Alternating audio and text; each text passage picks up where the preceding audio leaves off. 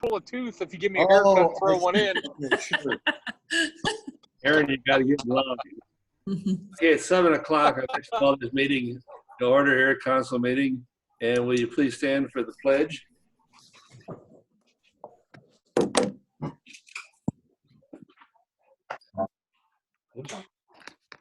Do it the right way here. I pledge allegiance to the flag. Oh, To the flag of the United States of America and to the to the republic for which which it it which stands, stands one one nation, nation, under God, God, indivisible, indivisible, with liberty liberty and and justice. justice for all. Thank you. Join me in a moment of silence, please.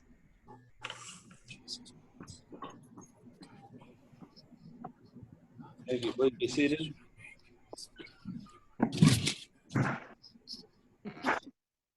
Roll call, council members.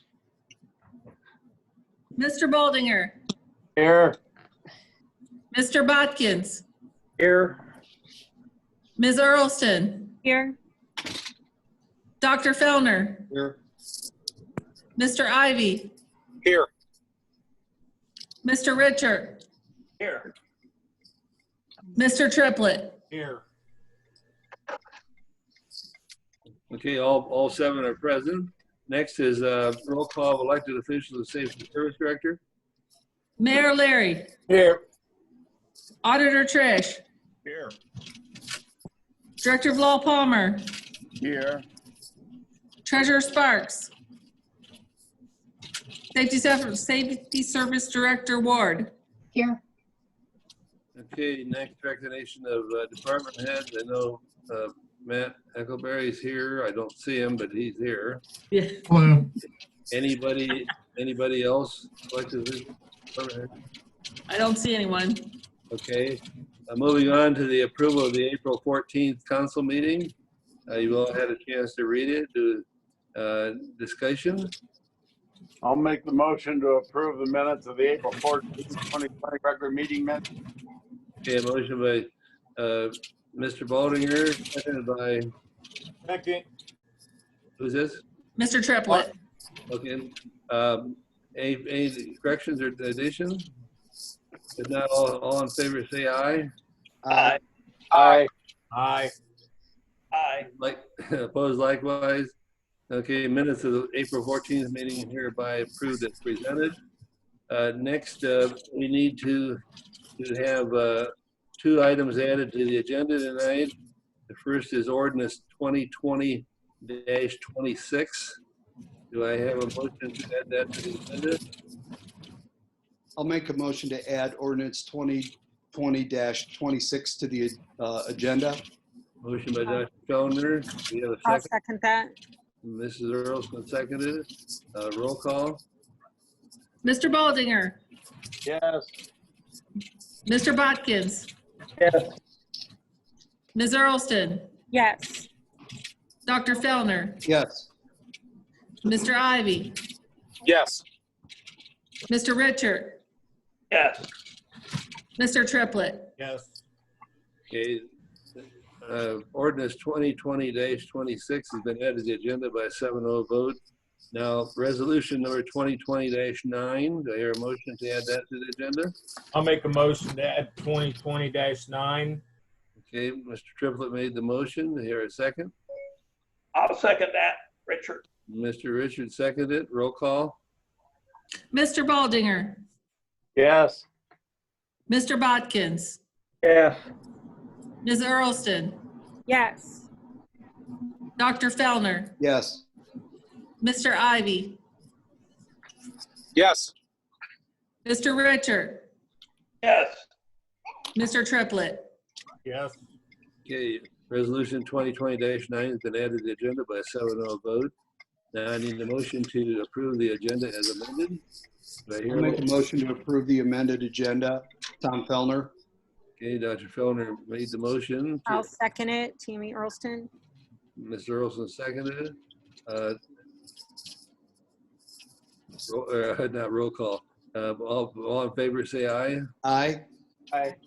Aye. Aye. Okay, It passed, I think 7-0. I didn't count them. Okay, moving on to legislation here. First is ordinance 2020-24. It's the first reading. Ordinance number 2020-24, entitled Ordinance Authorizing the Safety Service Director to advertise for bids and enter into a contract with the lowest and best bidder according to law for the Southeast Storm Sewer Phase 3 project funded through the Ohio Public Works Commission, authorizing payment therefore and declaring an emergency. You heard the reading of the ordinance. Do we have discussion? Would you like to address this? It went through committee. Mr. President, I'll just go ahead and explain what this is. This is when we set up the budget, we had anticipated selling 2 projects out of the stormwater fund. That is not going to be possible primarily because the state froze the money on the other stormwater, but this has been in the hopper for a while. I think it's real important now that we have a completed design that we get this under construction. So that's And I believe that this came through finance. Am I correct, Mr. Baldinger? Yes, it did. And I think, we need to proceed, even though we've got a kind of an economic firestorm going around the nation. I think it's important that we kind of keep our heads down and keep somewhat on track with our infrastructure upgrades. So I'm anxious to see this go ahead and pass. And does anybody have any other input? If not, I'd like to make a motion. Dr. Fellner, this is Mike. That particular area, which is over in my ward, it's long overdue. So, yeah, I'd like to see this move forward tonight if possible. Any other discussion? I'd like to make a motion to suspend the rules and proceed to the final reading on ordinance 2020-24. Okay, you heard the I will motion. say, Dr. Fellner made the motion to suspend the rules and seconded by, Aaron Second. Ivy. okay, Mr. Ivy, roll call. Dr. Fellner, Yes. Mr. Ivy, yes.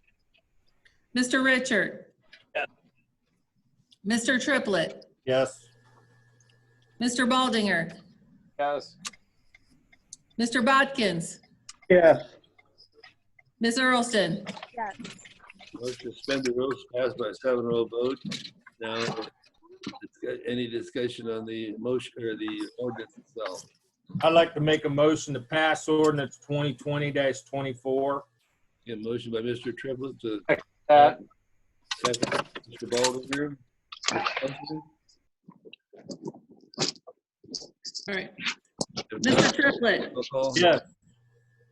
Mr. Baldinger, yes. Mr. Bodkins, Yes. Ms. Earlston, Yes. Dr. Fellner, Yes. Mr. Ivy, Yes. Mr. Richard. Mr. Richard? Yes. Okay. Okay, motion that suspend the rules passed by a 7-0 vote. Now, moving on to ordinance 2020-25. It's also a first reading. Ordinance number 2020-25, entitled Ordinance Repealing Ordinance 2020-15, and to now adopt a credit card policy for the city of Galion. For the reading of the ordinance. Yeah, this ordinance came through finance committee also. It's to develop a credit card policy, which the city is in need of, and the state has provisions for us to put one of these in place. So this ordinance is to adopt the credit card policy. So anybody else have anything else? Yeah, Gail, this is Tom Fellner. It was kind of confusing in that this is actually, a part of this is a repeal of an ordinance that we passed on the final reading, but after Eunice did some research, she found some flaws in that original ordinance. And so now to have a credit card policy that is in line with the state, it was necessary to rewrite provisions or rewrite the ordinance. So the new ordinance we have before us, 2020-25, is the result of that work. Okay, any other Question. discussion? Yeah, I have a question. The state is requiring that we have a credit card policy? Not required, allowing provision for us to have one. Okay. With all the charge accounts we have and to be able to get a purchase order fairly quickly in case of emergency, I don't see why we need a credit card. Other discussion? This is Ken Lyons. I kind of agree with Mark. I'm not sure this is necessary. The request, when you buy something, it's always taken care of. We haven't needed this for years, and it hasn't been broken, has it? Or broke? Is that why we need to do this? Is the system broke? I'm not saying us, but the system. May I clarify? Yeah.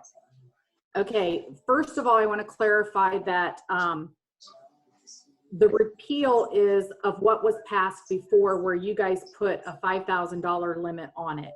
Nothing else changed in the policy. I needed it set back to as it was. The Auditor of State has a bulletin, it's Bulletin 2018-003, that addresses these policies. Where the issue is when we go through audit, they ask us, number one, if we have a credit card charge account policy. Our Lowe's account is basically, it's a card, it's a Lowe's account receivable. We have no policy covering that or any of our charge accounts that we have currently. When you guys put the $5,000 limit on that, that already put us in violation, because if you take Keller's Auto Parts, Poland, Lowe's, all of those together, we're already over $5,000 with what is spent. The other issue is when we go through audit, they look at the expenditures. I explained at the Finance Committee meeting, and I'll just share these as briefly as I can. We, with the current situation, almost weekly have a request for a charge on a credit card. Things right now are very hard to find. So people are looking online. We don't have accounts. We have to use a credit card. Even some of our vendors are now requiring credit cards unless we spend a minimum amount. And with some of them, we're not hitting those minimum amounts with Omega Engineering, for example.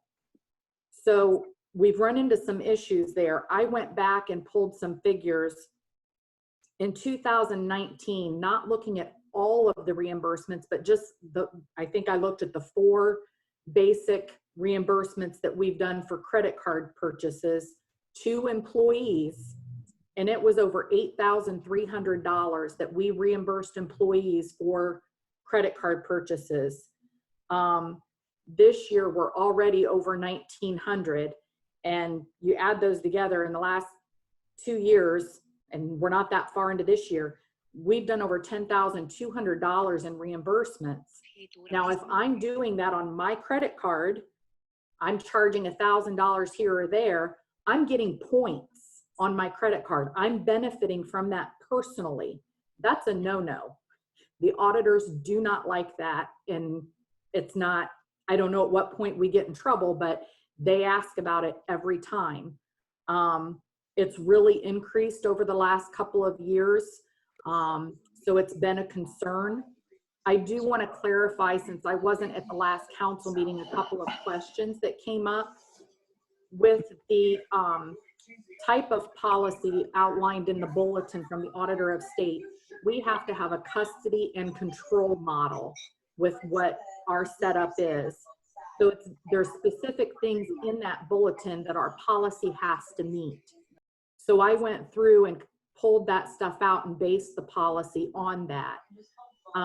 There are no points earned on the card that we're going to apply for unless we spend $1 million on that card.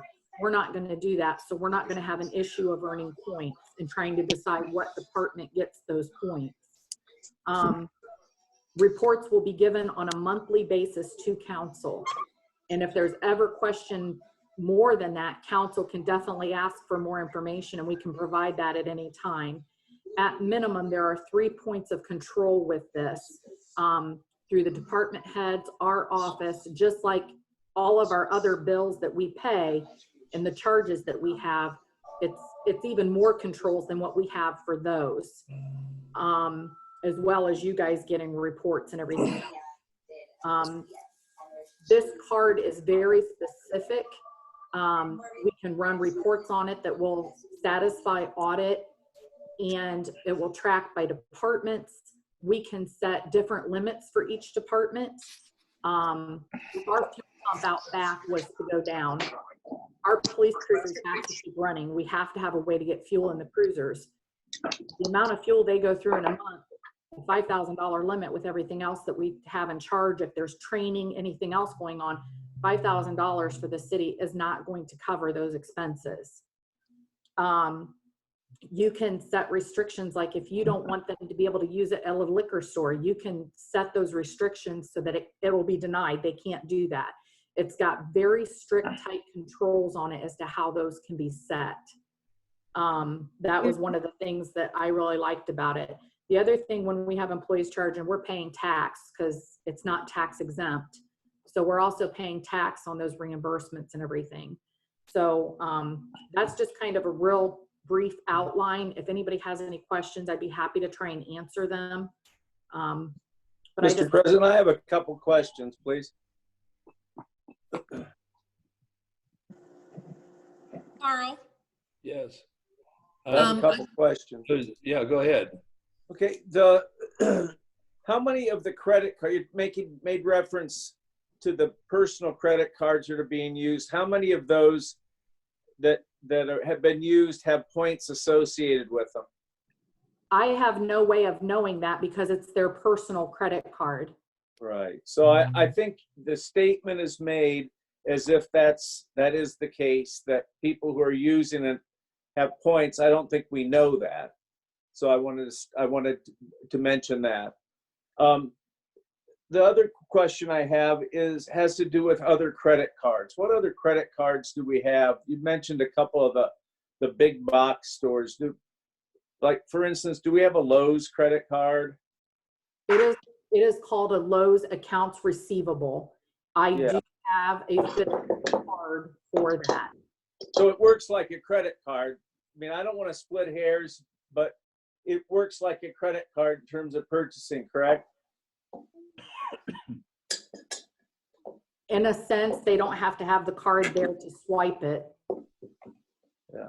So just wanted to, it's a detailed and up to now persuasive argument, but there are some things that need to be pointed out in terms of, mentioning for instance that Lowe's, there is effectively a credit card there. So anyway, it's well within council's prerogative. It's a statement, not a question. It's well within council's prerogative to establish a limit.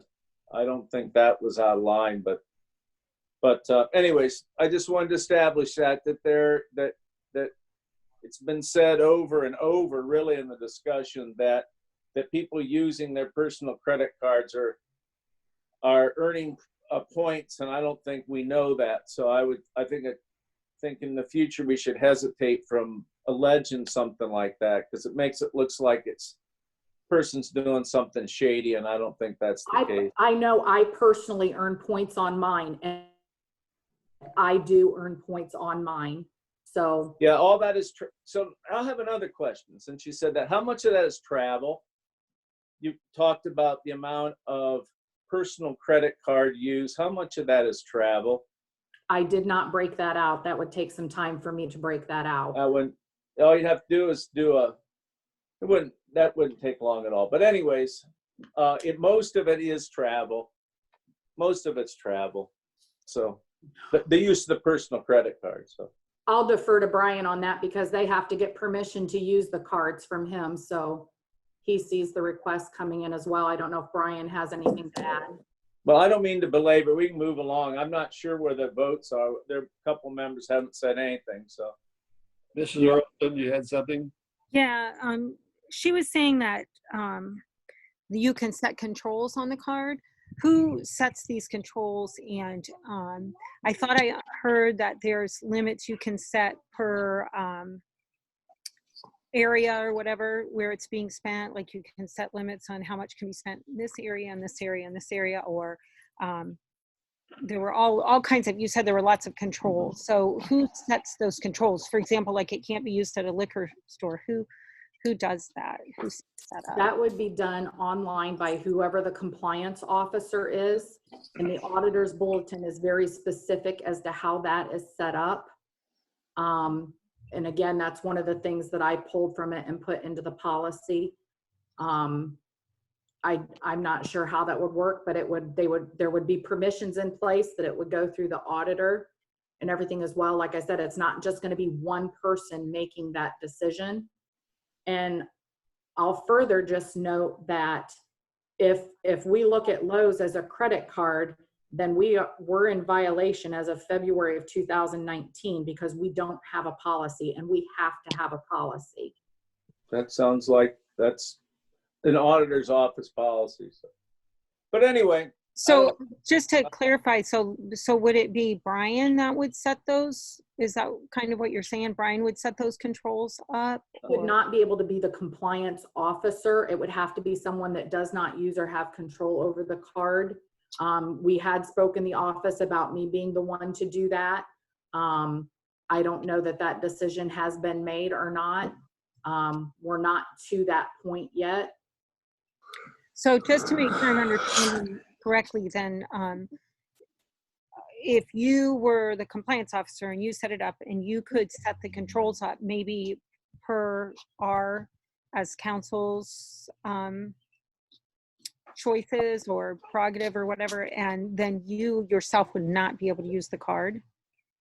I would not use the card regardless. Okay. No matter what, I would not be authorized to use a card.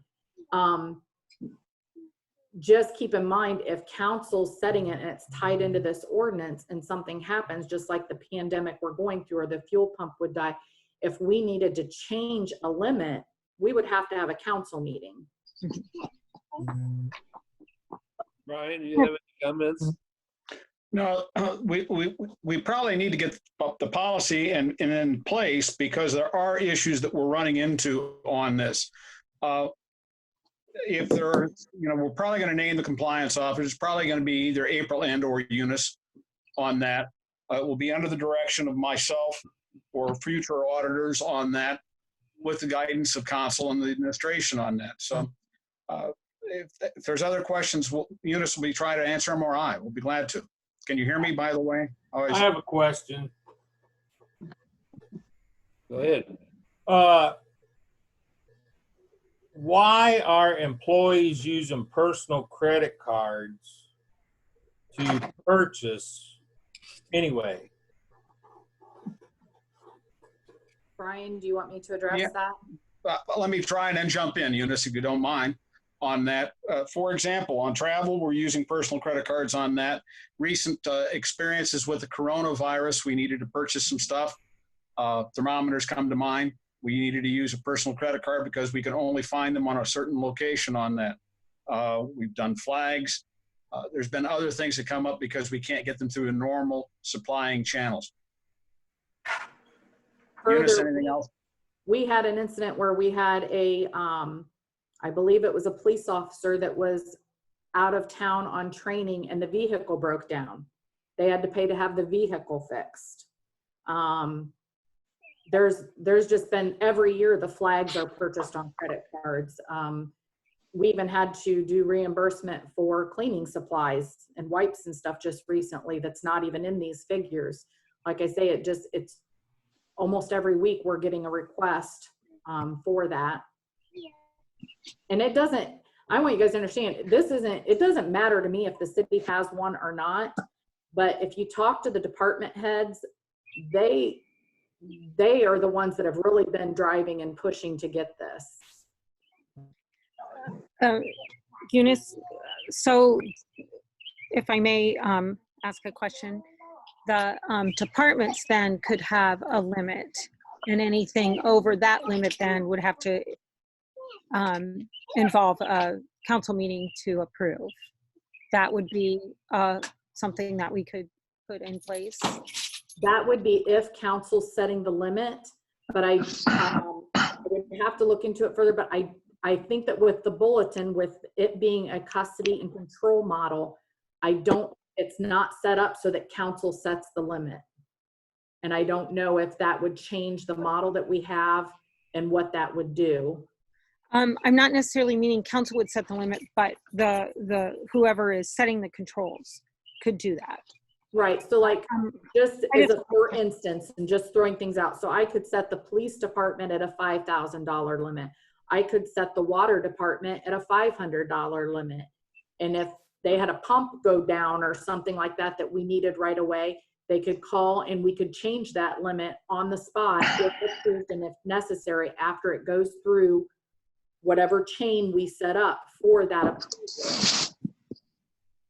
Okay, yeah, thank you. I just wanted to make sure I understood that correctly. Right. I can't understand what happened to purchase orders. Well, Mark, I think those are fine on a normal basis. And, you know, even if you do an emergency one, you get a purchase order a little bit later. But I think the system overall has changed in terms of, you know, if the city has to do business with a vendor on a short-term basis, you know, everybody requires a credit card on file or things like that. I mean, you know, Ken asked the question, well, is it broken, the system? And I don't think the system is broken, but it's expanded so much that, you know, we need to have that flexibility. I don't think the credit card is going to eliminate the purchase orders or the normal chain of asking for equipment and paying for it. I just think that, you know, if Eunice is spending a lot of time reimbursing $8,000, you know, and trying to put those figures in the right pew, I think her time is more valuable than reimbursing employees for items that they have purchased for the city. That should be a city card and just get it done, because the auditor's department has more important things to do than the nickel and dime those line items. And purchase orders will still be used to pay the credit cards. So the departments will still have to do a purchase order for any of their purchases. However, just like with this and hard to find items, or we can find an item a lot cheaper on Amazon or something like that that would save the city money, or that we can't find anywhere else. We've ran into that several times even before the pandemic. They don't give accounts or charge accounts like we have with other places. So where they would take a purchase order, Amazon doesn't take a purchase order. They require a credit card. Just like I said, at the water department with Omega Engineering, they didn't spend enough with them last year for us to be able to do that anymore. They now require a credit card to be on account. Carl, this is Mike Richard. My question, I'm going to step back here a second. You said that you're going to apply for a card. How many cards are we actually talking about to begin with? Well, it is a card from one bank. It's one card, but then the departments would have a card. So the police department operates 24/7. So the police chief would have a card, the fire chief would have a card, all on the same account. They would be separated online, and like I said, they would still create their own purchase orders to pay that bill. So the charges that they would make would be attributed to their individually budgeted amounts. Correct. Right. Okay. The other question I had was, do we know how many actual purchases prior to the pandemic that has come down the pike, and how many of those were made by personal credit cards? Well, like I said, I looked at 2019. I did not look at all employees. I just kind of looked at the ones off the top of my head that I was familiar with, and it was over $8,300. I didn't, like I said, I didn't go through each employee to see, you know, there's all kinds of different reimbursements that are done, but just like the mayor was asking, how much was for travel? I don't know that off the top of my head. I was actually looking for instances as opposed to dollar amounts. You know what I mean? I don't know that. Okay. So let me make sure I got this straight. The credit cards the credit account that you're applying for will have various cards that will be attributed to that, correct? Correct. Okay.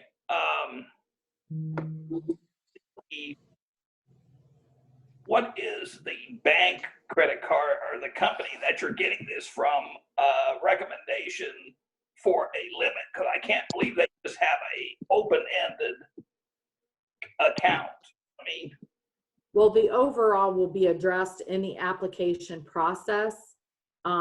It's called an LN1 card. It's ELAN. It is through United Bank. They go through the application process with you. So I don't even have an application as a sample or anything like that to know yet. I just figured that was kind of getting the cart before the horse when I, wasn't sure where we would go with this. So other cards that I looked at would earn points at lower amounts, and I really wanted to stay away from that.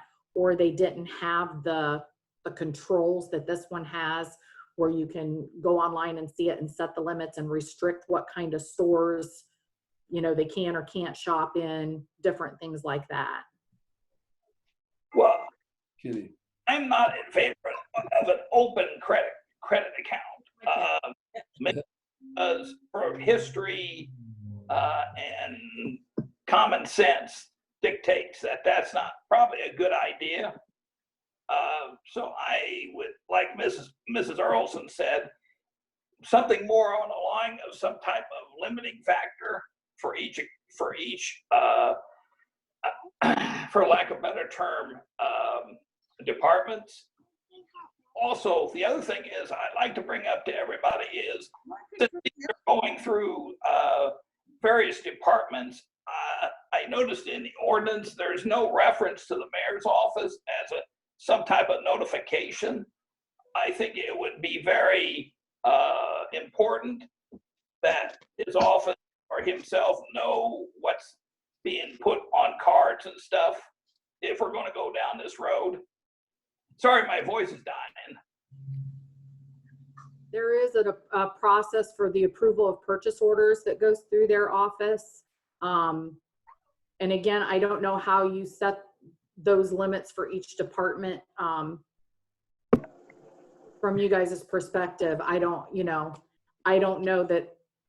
that would not violate the bulletin and the type of policy that this is. I don't know what else to say. I spent Hey, a lot Carl, of I time have on it. another question. Let's follow up with Mike's. Okay, Mayor, go ahead. Okay. I think for me, as I've heard the description of it, the most compelling reason to act on it has to do with somehow we wouldn't be able to buy fuel.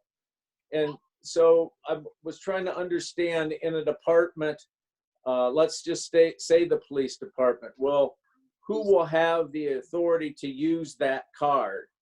Will it be a departmental card?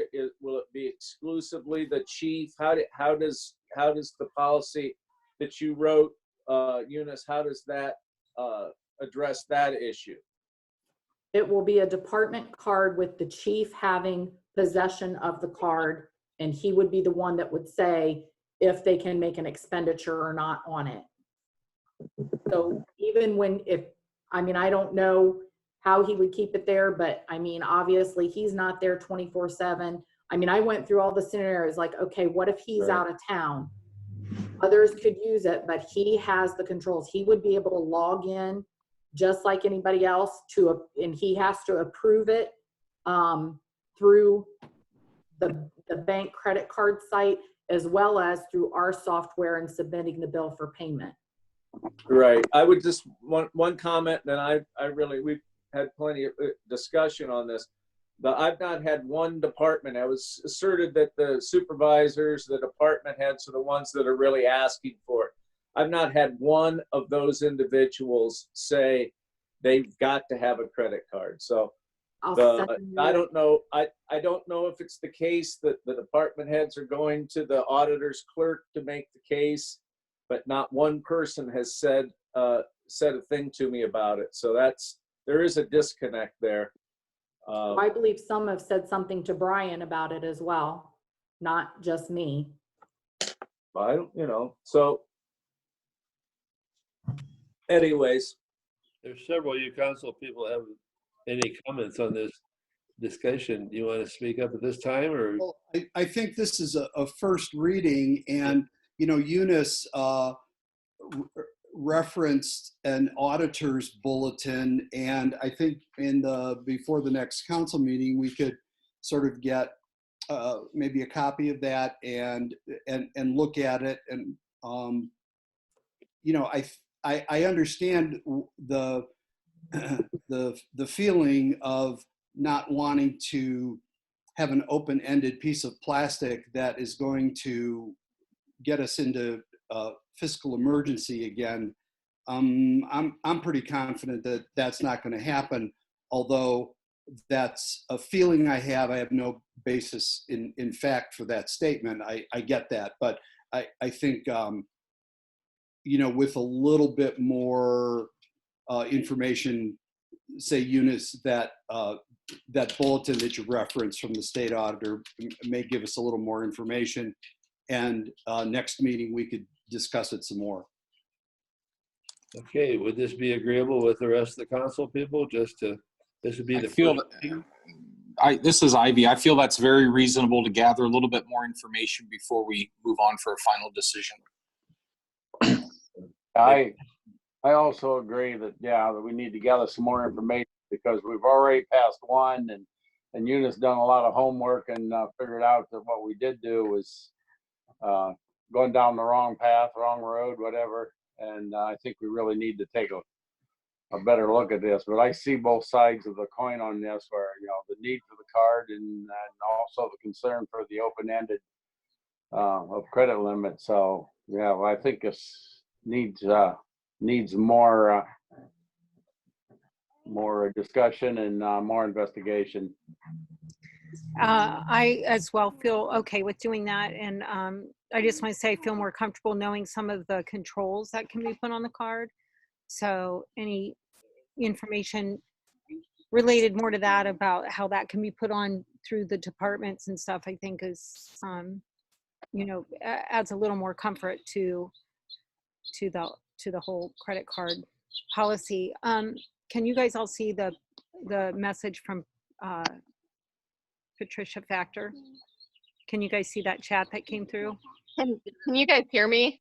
Yes. Hey, it's Trish.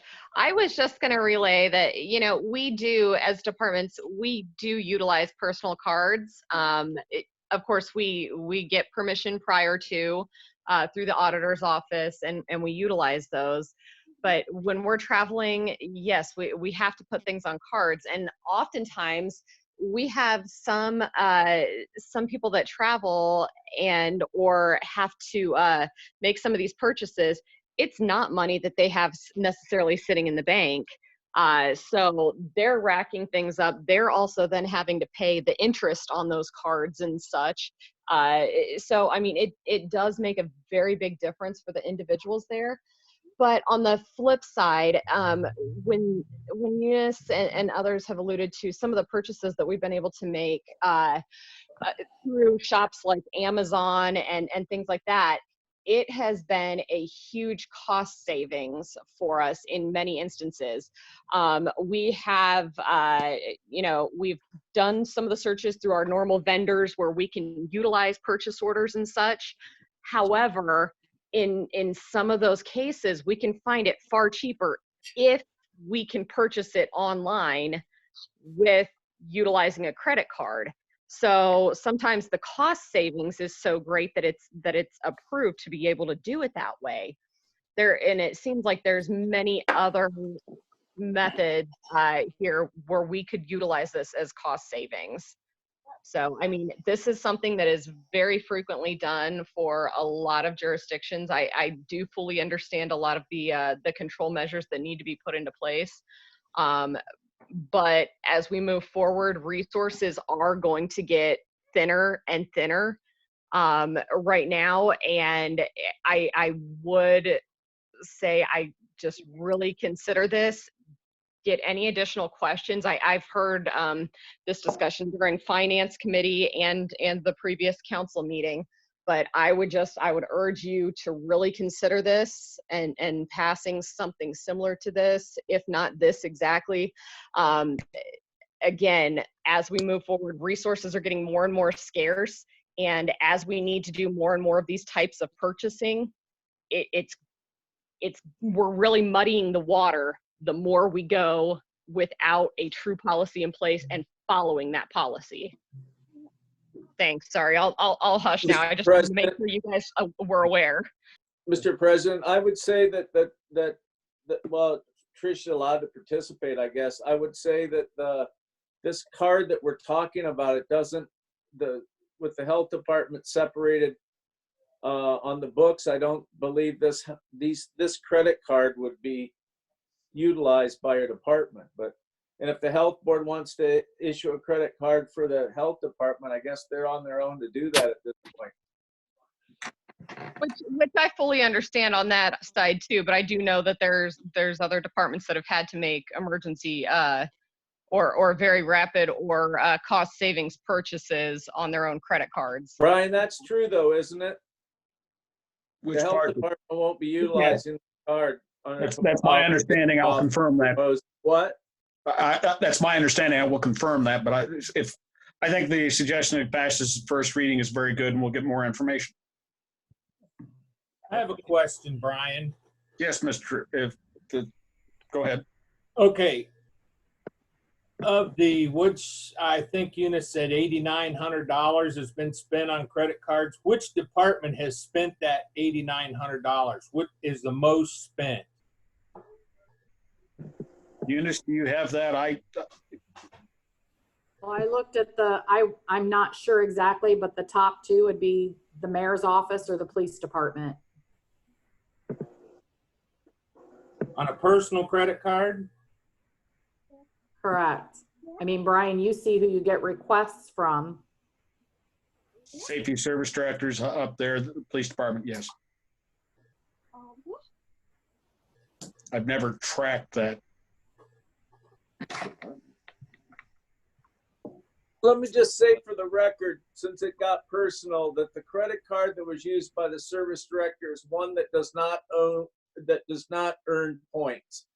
So that's why I brought that up before, because right below the surface, that's where I knew we would get to that. So since it's the service director, we need to specify that that has been for things like the flags.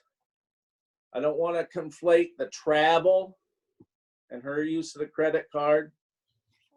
So it isn't personal, and you're right. And Nikki will even she's charged books for I think it was some of the service guys that were going for their licensing so that they didn't have to be out that money and have it on their accounts. So she has put some of those expenses on herself as well, so that it's not put on the employees. I know that the police chief will do the same thing. He will charge to his own personal so that his employees are not put out because they don't have the funds available.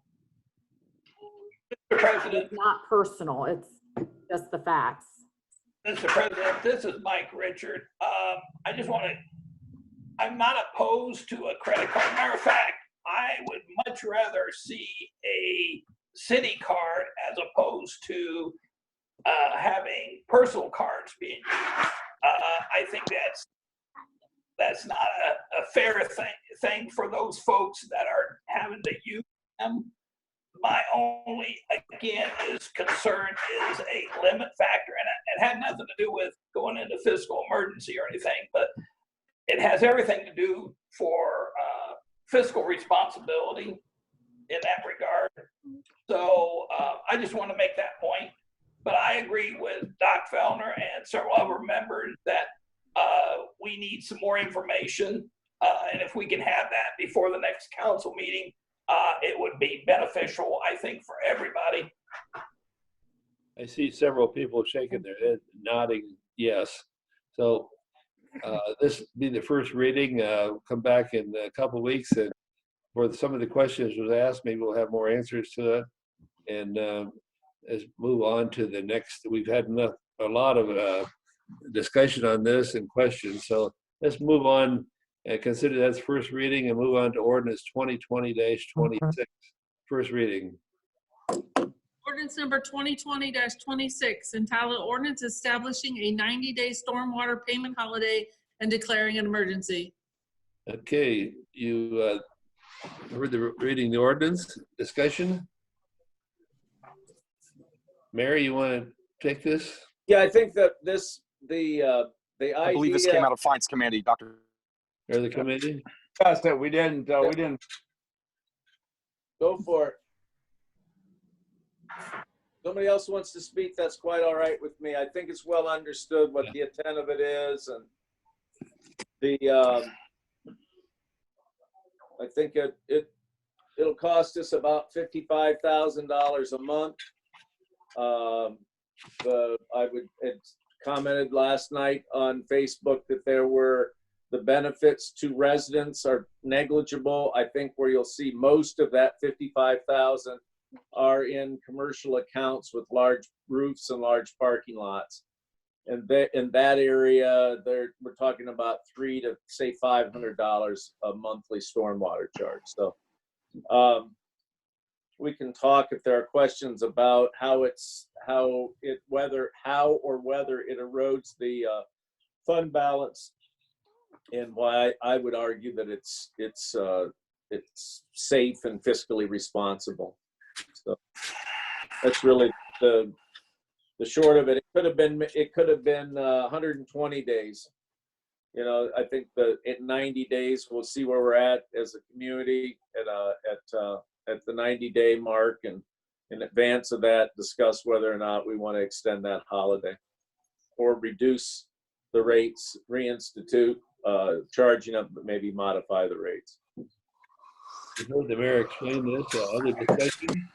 We discussed this in utilities, what was it, Tom, 4 or 5 years ago? Maybe not quite that long, but I do remember. It's right after maybe it was, Mark, because it was right after we did water and sewer rates, and I think Belinda was just about fatigued by rate reduction. So that right.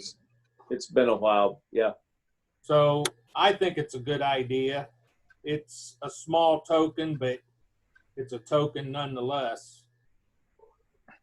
This has been discussed over the period of years. A couple of new council members, do you have any questions you'd like to ask, since it was discussed in the past? No. Mr. Ivy? When it came up, very cool idea of local business that are forced to shut down. I just stand, and I. Okay. Anything else? Are we charging taxes for it? Carl, this is Tom Fellner. I'd like to make a motion to suspend the rules and proceed to the final reading on ordinance 2020-26. You've heard the motion by Dr. Fellner to suspend the rules on this ordinance. Do I have a second? Second. It's by Triplett. Mr. Triplett. Roll call. Dr. Fellner, Yes. Mr. Triplett, Yes. Mr. Baldinger, Yes. Mr. Bodkins, Yes. Ms. Earlston, Yes. Mr. Ivy, Yes. Mr. Richard. Yes. Okay, motion has been approved. Was that first vote, was that a yes? Julie? This was all, yeah, this was, yeah, They these were were all all yes, okay. I suspending the rules. didn't catch the first person who voted. I passed by 7-0 vote. Now the discussion on the ordinance. I'd like to make a motion to pass ordinance 2020-26. Okay, motion by Mr. Triplett to Bodkin, Mr. Botkin seconded it. Discussion? Roll call? Mr. Triplett, Yes. Mr. Bodkins, yes. Ms. Earlston, Yes. Dr. Fellner, Yes. Mr. Ivy, Yes.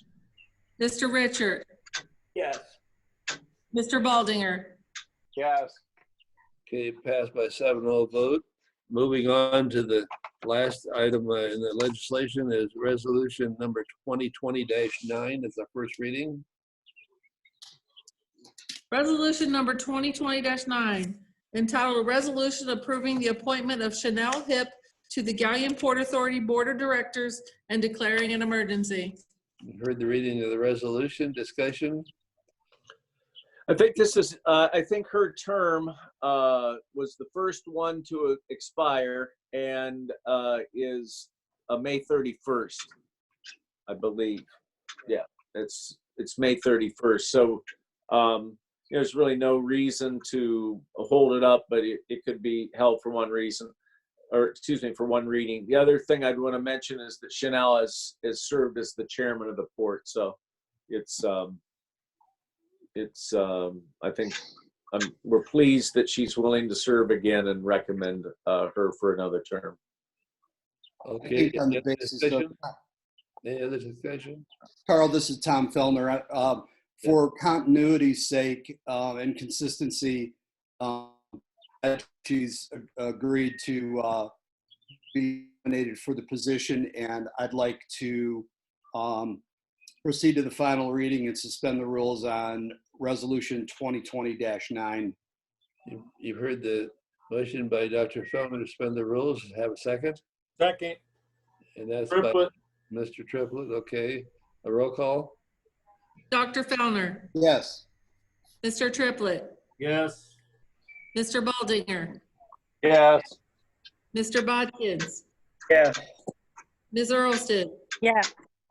Mr. Ivy, Yes. Mr. Richard. Yes. Resolution 2020-9 is passed by 7-0 vote to suspend the rules. Now discussion on the resolution itself. I'd like to make a motion to pass resolution 2020-9. Heard the motion by Mr. Triplett. Do you have a second? Second. Yes. Mr. Mr. Bodkins made seconded. Discussion? Roll call? Mr. Triplett, Yes. Mr. Bodkins, Yes. Ms. Earlston, Yes. Dr. Fellner, Yes. Mr. Ivy, Yes. Mr. Richard, Yes. Mr. Baldinger. Yes. Okay, it passed by 7-0 vote. Now, other business? Of course, there's no committee meeting set ahead of time, just as planned. Has there been any set for next week or any time that we know of? That's what we have to discuss. I don't know if they want to continue the schedule that we would normally do and do them via Zoom, or just kind of do them as needed, or. I'd like to do it as needed. This Ken Bodkins. There's a comment, Mr. Bodkins, do as needed. Anybody else make comment? Yeah, I mean, I agree. I think there may be certain committees that have issues that come up on a regular basis, and others that are kind of sporadic. So I think as the need arises, that would be the smart way to go. And I don't know, I think having two committee meetings prior to a council meeting the other time was a little cumbersome. And that's not a criticism, Jules. We have to try different things. I'm looking forward to the time when we can Zoom out of Zoom and get back to meeting in person.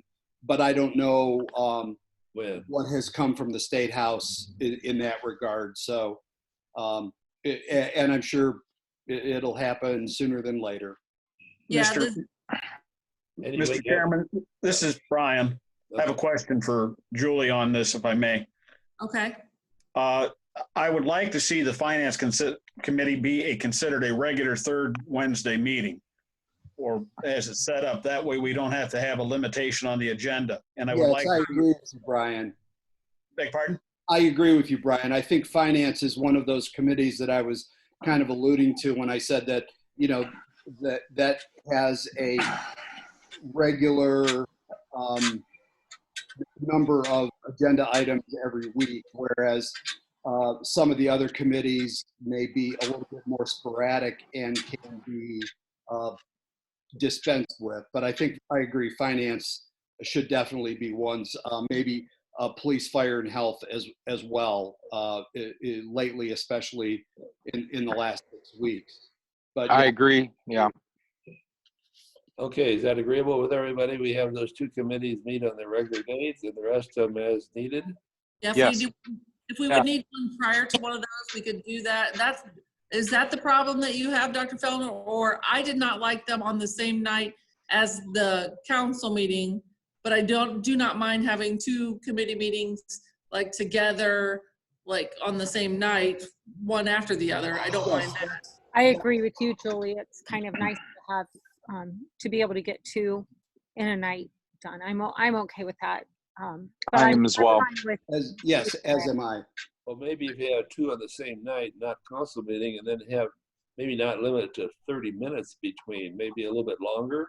Right. Yeah. Maybe a possibility. Yes, I think that's perhaps the rush of the one where we had normal council meeting at 7 o'clock and try to cram two meetings prior to that.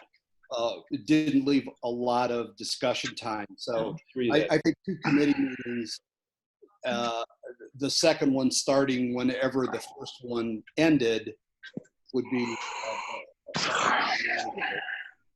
Julie, do you have public information? Do you have to set a time for like the second one, or just follow the conclusion of the first one? Normally, I think, Thomas, I believe the 7 o'clock for the two established ones, if you don't want to, if you want to be able to add to the agenda, would be the Finance and the Police, Fire, and Health. If anything that's not on its regular night or regular time would have to be a special meeting and would be a limited agenda. Right. But what Carl was asking, Julie, was whether or not you could have a committee meeting that went on and then a second committee meeting that would start at the time that the first committee meeting ended. And that will not work because both committees need to have an actual starting time that's set in advance and has to be notice goes out to that effect. Right. Yes. Well, if you have the first one set at 7 and maybe or 6:30 and the next one at 7:15. That's fine. And then that last time I think we ran over 10 minutes starting the third one. Yeah. Two, that might work. The only problem with that, if it's the Finance Committee meeting, would that be a problem if it's the Finance Committee meeting that starts at 7:15? Would that have to be a special meeting? Well, you could do them at 6:15 and 7, Julie. I mean, if you want 5 minutes. Okay, I'd rather do like 6 or 7. That would work. Yeah. So. Mr. President? Yes. Yeah, I don't think there's any, and we're talking about committee meetings now. There's nothing about the order yesterday or the revision that would prevent us from meeting in committee session, regular committee meeting.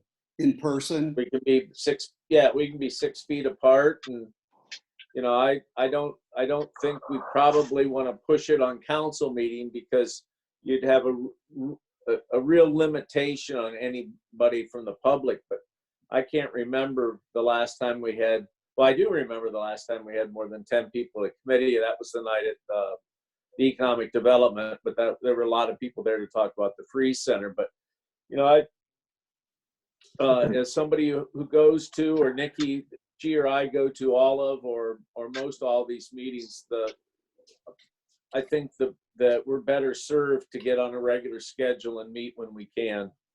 That'd be the input from the mayor's office. This is Ken Bodkins. I think that's a great idea because I'm more personal and I can sit and look at you and talk to you. This is kind of hard to. And I think we all need to get out of the house too. I'm ready. Yeah. We'll say, sorry, this is Trish. I know I just want to let you guys know that the stay-at-home orders are being updated, revised, and we are anticipating those to be released here in the next 48 hours. So we will have more guidance in terms of group limitations, anything along those lines. So I will keep, I'll make sure to send it over to Julie in terms of numbers and methods and all that kind of stuff. Yeah, I would like to know if we have to meet in person, will we all have to wear a mask? That's all No, right. he said, hey, it's not mandatory. Mandatory. That's just highly They're not suggested. mandatory. It's not mandatory for the customers, but it's still mandatory No. for employees. It's not. I think Hey, Julie, I know you were watching it, so or you know, I don't. Enough said. Thanks for your input, Trish. I'll get guidance in writing. There you go. Thank you. I was going to say, I think it's good to have Trish keep us updated on what we need to be doing and everything. So that would be great. So what have we decided to do then between now and the next meeting? We'll just wait for Trish. I think we should wait for some. Yes. Trish.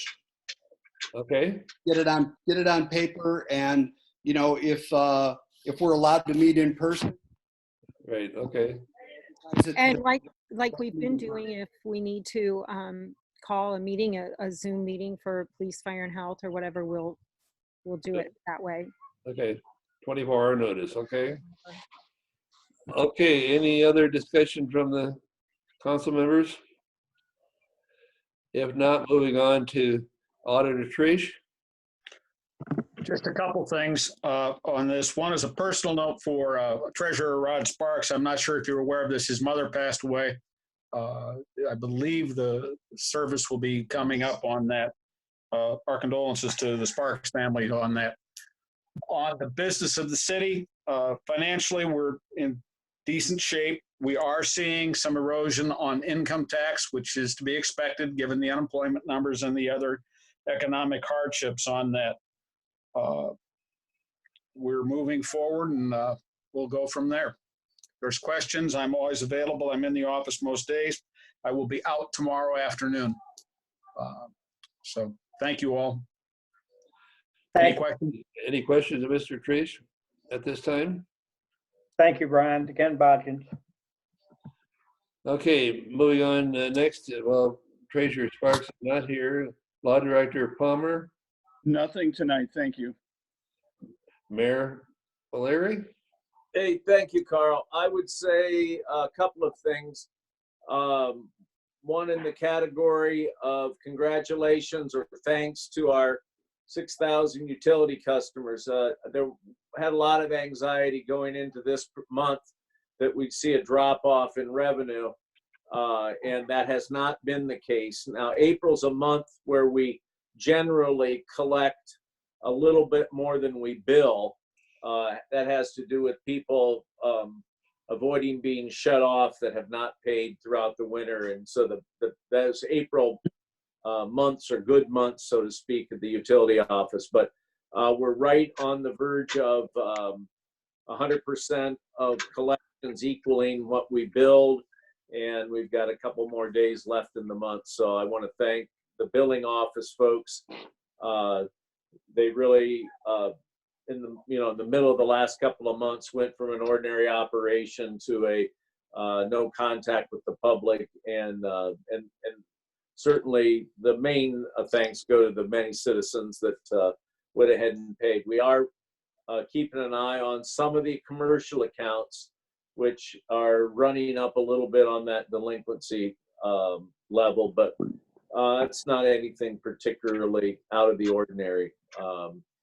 So that's going on. I think that the other thing I'd want to mention that we will be opening up City Hall on Monday. We'll be opening up the billing office on Monday, and we'll be back open for public. Now, one of the main things that people come to our office for the City Hall for is to rent cabins, and we're not back in that rental business yet, but we'll continue to inform the public as different layers or phases of this phased in reopening begin to unfold. So believe that we're adequately supplied for PPE, and so I think we're in a good position to go ahead and open up our 2 offices that we had closed to the public. We're going to open those back up on Monday.